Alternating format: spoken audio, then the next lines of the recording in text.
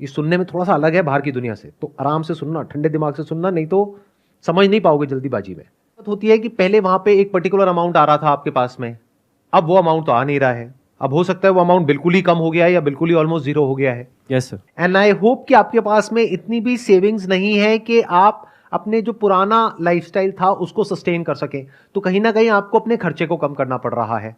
Yes, और sir. उसके लिए आपको अपने घर में बात करनी पड़ रही है कि देखो आपके सपोर्ट की जरूरत है, क्योंकि अगले 3-4 महीने तक या 6 महीने तक या 1 साल तक मैं अपना कुछ करने के बारे में सोच रहा हूं, और हो सकता है रिजल्ट आने में थोड़ा टाइम लगेगा, तो 1 साल तक थोड़ा सा एडजस्ट कर लो। Yes sir. लेकिन वो सामने वाले लोग एडजस्ट करने को तैयार नहीं है। वो लोग कोई भी हो सकते हैं, पेरेंट्स हो सकते हैं, वाइफ हो सकती है, बच्चे हो सकते हैं, व्हाटएवर इट इज। तो एक आंसर तो ये हो सकता है आपके इस क्वेश्चन का कि इससे फर्क नहीं पड़ता है कि दुनिया आपके बारे में क्या सोचती है, आपको अपने लक्ष्य पर फोकस करना है, आपको अपने गोल पर फोकस करना है और भाड़ में जाए दुनिया। ये हो गई थियोरेटिकल बातें, बिना समझे कुछ भी बोलने वाली बात। बट अगर इस प्रॉब्लम को मैं समझूं दूसरी साइड से, कई सारी लेयर्स हैं, अगर उसको हम एक एक करके देखेंगे तो हमको समझ आएगा कि उनके स्टैंड पॉइंट से क्या दिक्कत आ रही है। देखो क्या होता है कि लाइफ में एक पर्टिकुलर कंफर्ट जोन होता है हर एक इंसान का, और जब उसको उतना मिल जाता है जितना उसको चाहिए था, तो वो उसका हक बन जाता है। आप उसको कम नहीं कर सकते। फॉर एग्जाम्पल, आप में से कितने लोग जॉब करते हैं?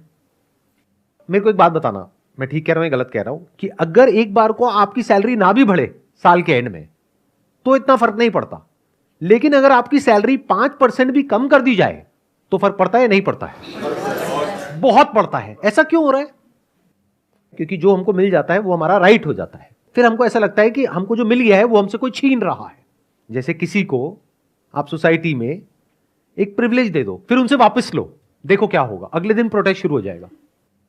मैं अपनी बात करूं, मेरी फैमिली में मेरी वाइफ है, बच्चे हैं, पेरेंट्स हैं, उन सबका अपना एक लाइफस्टाइल है, उन सबका अपना एक वे ऑफ लिविंग है। अगर मैं उसको बिना छेड़े कुछ भी करता हूं तो उन्हें कोई फर्क नहीं पड़ता है, बट अगर मैं उसको छेड़ देता हूं फिर कुछ करता हूं तो फर्क पड़ता है और पड़ेगा। अब आप ये नहीं कह सकते कि फर्क ना पड़े, क्लैशेस होंगे, क्योंकि आपका डिसीजन सिर्फ आपका डिसीजन नहीं है, उसका असर उनकी लाइफ पे भी आने वाला है। सो अब होता क्या है कि जब हम अपने बेस पे कोई डिसीजन लेते हैं तो हम क्या एक्सपेक्ट करते हैं कि सामने वाला जो इंसान है, वो आपकी वाइफ हो सकती है, आपके बच्चे हो सकते हैं, आपके पेरेंट्स हो सकते हैं, वो सब हमको समझे और हमको सपोर्ट करें। बट ये एक्सपेक्टेशन क्यों है हमारे अंदर? वो क्यों करें आपको सपोर्ट? आपका वो डिसीजन गलत भी तो हो सकता है, और ये भी तो हो सकता है आपके उस डिसीजन की वजह से सिर्फ आपकी लाइफ खराब नहीं होगी, आपकी वाइफ की भी होगी, आपके बच्चों की भी होगी। तो वो प्रोटेस्ट क्यों ना करें? अगर आप उनको कह रहे हो कि आप थोड़ा सा कॉपरेट कर लो अगले 1 साल के लिए, तो वो क्यों करें कॉपरेट? ये सुनने में थोड़ा सा अलग है बाहर की दुनिया से, तो आराम से सुनना, ठंडे दिमाग से सुनना, नहीं तो समझ नहीं पाओगे जल्दीबाजी में। ये सुनने में थोड़ा सा अलग है बाहर की दुनिया से, तो आराम से सुनना, ठंडे दिमाग से सुनना, नहीं तो समझ नहीं पाओगे जल्दीबाजी में। हमारा माइंड बहुत जल्दी कंक्लूजन्स को ड्रॉ करता है और डीपली कभी नहीं समझ पाता है। तो क्या हो अगर मैं आपसे ये कहूं कि आपकी जो फैमिली है, मतलब कि आपकी वाइफ है, बच्चे हैं, उनके लाइफस्टाइल को बिना छेड़े जो करना है वो करो, और पहले एक ऐसा स्ट्रक्चर बना दो कि उनके लाइफस्टाइल पे कोई असर ना आए, फिर जो करना है वो करो। बट अगर आप कोई इतना बड़ा रिस्क ले रहे हो कि उनको 1 साल तक कॉम्प्रोमाइज करना पड़ेगा, और आपकी अगर कैलकुलेशंस गलत हो गई, and there is a strong possibility कि वो कैलकुलेशंस गलत होगी, क्योंकि हमारे 90% डिसीजंस लाइफ में सही नहीं होते हैं, especially related to business and self employment. There is a 90% possibility आप फेल होने वाले हो। तो आपकी कैलकुलेशन ये कह रही है 1 साल बाद सब कुछ ठीक हो जाएगा। ये भी हो सकता है कि 1 साल बाद सब कुछ और बुरा हो जाए उससे जो अभी है। अब क्या करोगे? और वो क्या करेंगे? तो अगर वो प्रोटेस्ट कर रहे हैं तो हो सकता है आपके भले के लिए है, लेकिन आप समझ ही नहीं रहे हो। यानी कि अगर आपके पेरेंट्स आपको कह रहे हैं कि ये काम मत करो, इसमें बहुत रिस्क है, और आप कह रहे हो नहीं तुम मुझे समझते नहीं हो, जनरेशन गैप है, मैं कह रहा हूं कि ये काम बहुत बढ़िया है। चलो माना आपके पेरेंट्स को समझ नहीं आ रहा वो काम क्या है, आपको समझ आ रहा है क्या? आप एक्सपर्ट हो क्या उस काम के? किसी एक्सपर्ट से राय ली है आपने? नहीं। आपको लगता है कि काम चलेगा, नहीं चला तो लाइफ में हमेशा ऐसे आगे बढ़ो कि जो पुराने स्ट्रक्चर्स हैं उस पर कोई असर ना आए, वो इंटैक्ट रहे, और नए स्ट्रक्चर्स बिल्ड करते चले जाओ, तो कोई दिक्कत नहीं है।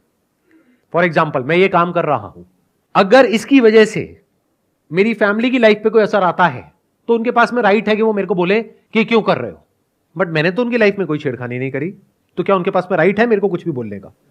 नहीं है। मैं कह रहा हूं पहले जो आपका लाइफस्टाइल था आज उससे बेटर है, मैं उसको कम नहीं कर रहा हूं, लेकिन अब आप मुझे रोक नहीं सकते वो करने से जो मैं करना चाहता हूं, जब तक कि आपकी लाइफ पे कोई असर नहीं आ रहा है। हाँ, अगर मैं कोई ऐसा काम कर रहा हूं जिससे उनकी लाइफ पे कोई असर आ रहा है, उनके लिए खतरा है, उनको कोई कॉम्प्रोमाइज करना पड़ेगा, या उनकी लाइफस्टाइल खराब हो जाएगी, या उनको कुछ एडजस्ट करना पड़ेगा, तो वहां पे प्रोटेस्ट होगा ही होगा, रेजिस्टेंस आएगा ही आएगा। तो इसको बोलते हैं अपनी लाइफ को डिजाइन करना, इसको बोलते हैं अपनी लाइफ को प्लान करना। तो मैं क्या कहता हूं कि हमेशा जब भी कुछ नया करते हो लाइफ में, तो इस तरीके से करो कि पुराना जो स्ट्रक्चर है उसको बचा करके रखो, नहीं तो दो तरफ से फंस जाओगे। एक तरफ से एक नया स्ट्रक्चर जिसको आप बनाने की कोशिश कर रहे हो, यानी कोई नया काम कर रहे हो या कोई नया रिस्क ले रहे हो, एक तो वहां की टेंशन जो बहुत बड़ी टेंशन होती है, कुछ भी नया क्रिएट करने में बहुत बड़ा रिस्क होता है, कोई भी नया स्टेप उठाने में बहुत बड़ा रिस्क होता है। फिर चाहे आप जॉब में अपनी इंडस्ट्री को चेंज कर रहे हो, चाहे कोई नया काम कर रहे हो, तो एक तो वहां की सरदर्दी प्लस जो पुराने स्ट्रक्चर को आपने छेड़ दिया है वहां की प्रॉब्लम्स, तो आप दोनों तरफ से फंस जाओगे। तो अगर आपके घर में आपकी वाइफ या और लोग बोल रहे हैं तो ये बुरा नहीं है, अच्छा है, या पेरेंट्स आपको बोल रहे हैं तो अच्छा है, और पेरेंट्स हर चीज में आपकी हाँ में हाँ मिला रहे हैं, तो there is a strong possibility कि वो बच्चा बिगड़ जाएगा कि बेटा तुझे क्या चाहिए, ये चाहिए ले ले, तो that child will start taking everything for granted. इसलिए कई बार क्या होता है कि लाइफ में जब ऐसे कुछ मोमेंट्स आते हैं तो हमें करना क्या चाहिए, हमें रुक करके आराम से ठंडे दिमाग से एक पेपर पेन लेना चाहिए, वहां पे प्लस लिखना चाहिए, माइनस लिखना चाहिए कि ये जो मैं काम करने वाला हूं, बीच में एक लाइन खींचनी है कि इसके क्या प्लस है क्या माइनस है। तो हो सकता है आपको खुद समझ आने लग जाए कि इसके माइनस ज्यादा है प्लस कम है, तो हो सकता है आप रीथिंक करो अपनी उस पूरी की पूरी स्ट्रैटेजी को कि मैं इतना बड़ा स्टेप उठाऊं भी या नहीं, या अभी उठाऊं या 5 साल बाद उठाऊं, या जिस तरह से मेरे को लगता है कि इस तरह से स्टेप को उठाना चाहिए, क्या इस तरह से उठाऊं या किसी और तरह से उठाऊं। देखो होता क्या है, हम सबका जो दिमाग है ना वो बहुत ही नैरो है, डोंट माइंड इट, मतलब बुरा मत मानना मेरी इस बात को सुन करके, बट एजुकेशन सिस्टम ही ऐसा है और हमारी सोसाइटी का स्ट्रक्चर ऐसा है कि हमारे माइंड को इतना नैरो बना दिया गया है कि हम ब्रॉडली सोच नहीं पाते हैं। यानी हम ये नहीं समझ पाते हैं कि जो मैं करना चाहता हूं उसको करने का सिर्फ एक तरीका नहीं है, उसको करने के लाख तरीके हैं। क्योंकि जिस काम को आप छोड़ रहे हो और कुछ नया करने के बारे में सोच रहे हो, तो उसके अलावा भी और ऑप्शंस हैं या नहीं है, या वही बेस्ट ऑप्शन है। How do you know that is the best option? There might be some other options which are much better than this. यानी आपकी एक प्रॉब्लम है कि मुझे ये काम छोड़ना पड़ेगा, ये काम करना पड़ेगा, ये एक बहुत ही बेसिक लेवल पे आप चीजों को देख रहे हो। ये भी तो हो सकता है कि मैं ये भी करूं, ये भी करूं, ये भी करूं, ये भी करूं, ये भी करूं, और हर चीज को मैं ऑटोमेट कर दूं या फिर डेलीगेट कर दूं, या फिर ये मैं फुल टाइम बेसिस पे करूं, ये मैं पार्ट टाइम बेसिस पे करूं। ये भी तो हो सकता है ना। जैसे आप लोग मेरी वीडियोस तो देखते हो, मेरी बातें सुनते हो, लेकिन कभी भी डीपली समझते नहीं हो कि मैं क्या बोल रहा हूं। बल्कि ये भी इंपॉर्टेंट नहीं है मैं क्या बोल रहा हूं, बल्कि ये देखना चाहिए कि मैं क्या कर रहा हूं। यहां पे आते हो और आकर के मेरे से क्वेश्चन पूछते हो कि सर क्या हो रहा है ना, कि जब से आपकी स्पिरिचुअल वाली वीडियोस देखी है तब से हमारे माइंड में ना एक डाउट क्रिएट हो रहा है कि अब हम स्पिरिचुअल रास्ते पे चले या काम धंधे के रास्ते पे चले। क्या बेवकूफों वाला सवाल है। क्या मैंने दोनों में से किसी एक को चुना है? क्या मैंने अपनी फैमिली में से और बिजनेस में से और ये जो मैं कर रहा हूं इसमें से किसी एक को चुन लिया है, बाकी सबको छोड़ दिया है? मतलब क्या मेरी फैमिली लाइफ खराब हो गई है, रिलेशनशिप्स खराब हो गई है, या ये करने की वजह से और बेटर हो रही है? सच बताऊं तो और बेटर हो रही है, क्योंकि ये करके मैं अपने बारे में कुछ ऐसा जान रहा हूं। आपको लगता है कि मैं आपको कुछ सिखा रहा हूं, अरे नहीं, मेरा कोई इंटरेस्ट नहीं आप में से किसी को कुछ भी सिखाने में, क्योंकि आप सीख ही नहीं सकते। जो सीखना चाहता है उसको मेरी जरूरत नहीं है, उसके पास में बहुत तरीके हैं सीखने के लिए, वो तो पेड़ पौधों से भी सीख लेगा, जानवरों से भी सीख लेगा। और जो नहीं सीखना चाहता है, मेरे ऐसे 1000 भी आकर के बैठ जाए, कुछ नहीं सिखा सकते उसको। तो मैं यहां पे आपको सिखाने के लिए नहीं बैठा हूं, मैं तो सीखने के लिए बैठा हूं। ये सेशंस करने की वजह से क्या हो रहा है, मैं अपने बारे में इतना कुछ जान रहा हूं, इतना कुछ समझ रहा हूं, जिसकी वजह से मेरी रिलेशनशिप्स और बेटर हो गई है। मेरा जो काम है वो पहले से और बेटर हो गया है। काम में जो लोग हैं उनके साथ में जो अंडरस्टैंडिंग है वो पहले से और बेटर हो गई है। हर चीज बेटर हो रही है। तो सब कुछ साथ लेकर के चलने की कोशिश किया करो लाइफ में। आपको सॉल्यूशन मिला आपकी जो प्रॉब्लम थी उसका? सर कभी भी लाइफ में मतलब पुरानी चीज़ों को लेके को छोड़ के हम नई चीज़ें नहीं स्टार्ट करना है।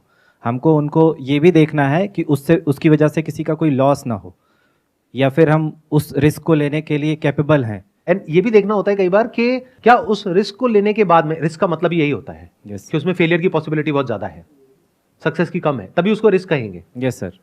तो क्या फेल होने के बाद में मेरी जो एग्जिस्टिंग लाइफ है वो पहले से बेटर हो जाएगी या बहुत ज्यादा खराब हो जाएगी या Yes. सेम रहेगी? Yes sir. आइडली सेम रहनी चाहिए, तो आप कह सकते हो कि वो कैलकुलेटेड रिस्क है। बट अगर आपकी लाइफ की धज्जियां उड़ जाएगी उस रिस्क में फेल होने के बाद में, तो वो कैलकुलेटेड नहीं है, अनकैलकुलेटेड रिस्क है। तो नेवर टेक अनकैलकुलेटेड रिस्क